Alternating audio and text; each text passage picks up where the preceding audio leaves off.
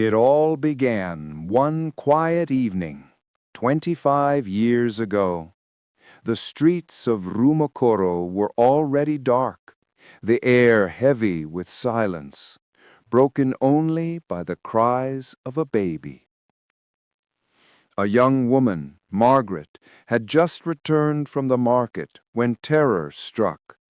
A gang of armed robbers invaded her home.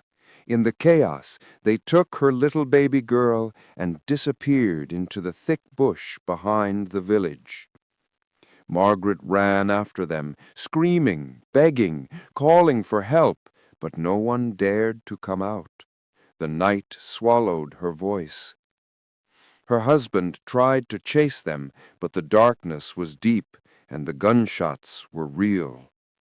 By the time the sun rose the next morning, there was no sign of the robbers, no trace of the baby. Just silence, and a mother's endless cry. Days turned into weeks, weeks into months, and soon years passed. Margaret never forgot. She carried that wound in her heart like a shadow that refused to fade. Far away from the town, deep inside the Rumokoro forest, something strange happened that same night. An old hunter named Parakarabo was returning from a long hunt. He heard the cries of a baby piercing through the stillness of the forest. Curious and frightened, he hid behind a huge tree trunk, watching. Then he saw them, a group of men carrying a small bundle, the baby, walking fast through the bush. Before he could move, a loud roar shattered the night. A lion charged out from the dark. The men dropped the baby and fled in terror. Parakaribo's heart raced. He wanted to run too, but he stayed hidden. He watched carefully as the lion approached the baby, sniffed it gently, and surprisingly turned away. It did not harm the child. It simply walked back into the woods, leaving the baby crying softly on the ground. When the forest grew silent again, Parakaribo came out slowly. He picked up the baby, wrapped her in his old animal skin, and held her close to his chest. He didn't know where she came from. He didn't know what to do, but one thing was sure. Fate had placed this child in his hands. Years passed. Parakaribo raised the baby as his own daughter. He named her Christabel. She grew up strong, beautiful, and wise, a girl with a quiet mystery in her eyes. People in the village often wondered where she came from, but the old hunter never said much. He only told her that destiny had brought her into his life. Meanwhile, back in the city, Margaret and her husband had another child, a boy. They named him Tommy. He grew up never knowing he once had a sister out there in the world. Time moved on. Life separated stories that were once one.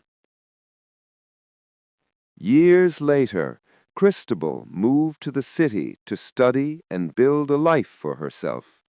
She was smart, humble, and loved by everyone around her. And there, by the hand of destiny, she met Tommy.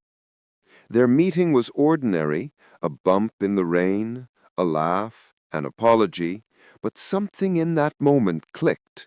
They became friends, then lovers.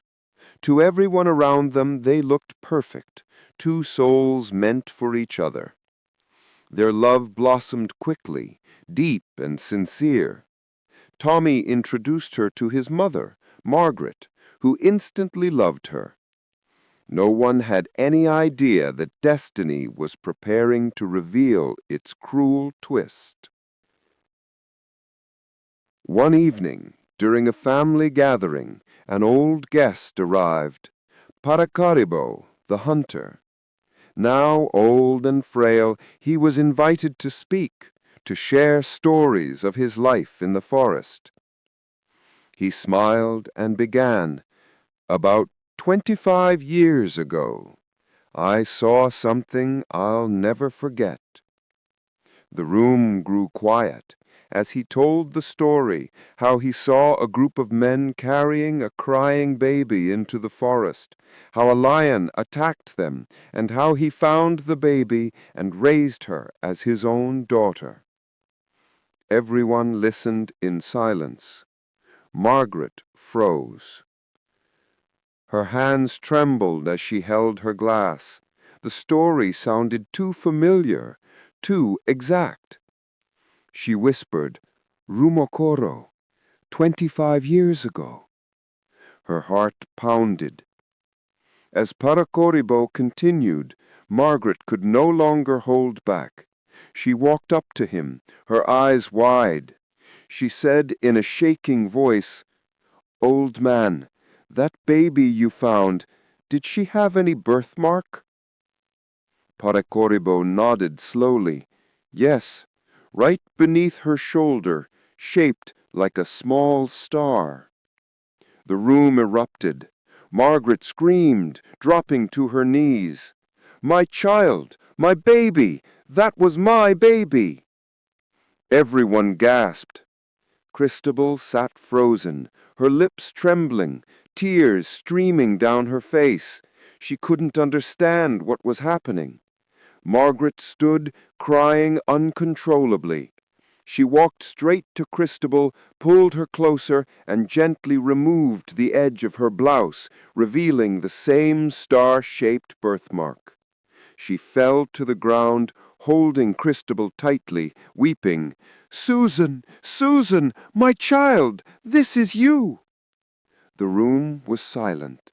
Even the air. Tommy stood there, pale and speechless. Everyone turned to him, the man who had loved Christabel, who had planned to marry her. Now before his eyes the truth unfolded.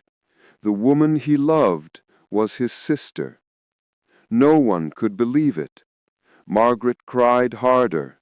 Christabel fainted. The old hunter wept quietly, whispering prayers of forgiveness. That night, the Thomas family was never the same again. Love had collided with blood, and fate had laughed in their faces. In the days that followed, they tried to accept reality. Tommy and Christabel could no longer look at each other the same way. The bond that once burned with love now burned with sorrow. Tommy soon left the country, moving to Germany to start over. Christabel stayed behind and years later married another man. Though they both built new lives, they never truly forgot. There were nights when Christabel sat by her window thinking of the man she once loved, the man who turned out to share her blood. And there were nights when Tommy, in Germany, stared at the stars, remembering the face of the woman he could never have. Life went on. Margaret grew old, still haunted by the memory of that day. Sometimes she would hold Christabel's childhood picture and whisper, "If only we had known sooner, maybe things would have been different." But fate has no mercy for timing.